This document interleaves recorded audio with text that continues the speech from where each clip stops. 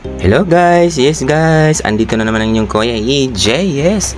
Ayan na guys, ang inyong Kuya EJ ay talaga nagluto ng lechon manok. Yes guys, ang lechon manok na marinated po ng siyempre homemade po yan, gawa ng inyong kuya.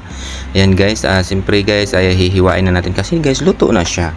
Oo, hindi ko lang napakita po kung paano natin i-marinate at paano natin nilagay dun sa oven. Oo, ang ginawa lang ng inyong kuyang video guys ay talagang short video lang ito. At siyempre guys, para lang ito sa ating pang pa-upload sa ating channel. Of course guys, ito guys ay ginagawa lagi ng kuya ninyo. Ganito siya mag-marinate ng ay magluto ng kanyang lechon manok.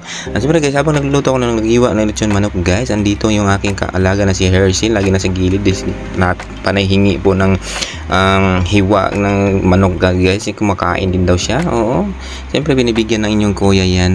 Alam niyo naman na paborito at mahal na mahal kong alagang ito. Ayan, diba guys? Yan, tingnan nyo guys, yung nakapagtakam-takam na talaga siya. Kumain na siya guys. Binibigyan ko talaga yan siya guys. Maawain ang inyong kuya, no? Pag nangihingi si Hershey. Ayan, siyempre guys, masarap ito guys. Promise, siyempre ako yung nagluto. Joke lang.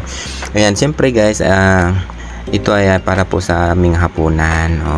Diba? Dalawang buong chicken manok. Chicken manok. Lechon manok. Ayan, diba guys? Sarap nito guys. Juicy, juicy. Yan, tignan nyo yan. Sarap talaga. Yan, sulit na sulit pag nakain mo ito guys. Siyempre guys, ito na, tapos na siya. At siyempre no, gumawa ang inyong kuya ng sauce para dito. Super yummy, yummy. Diba? Ayan, maraming salamat pala sa lahat ng sumusuporta sa inyong kuya EJ. Salamat po sa lahat.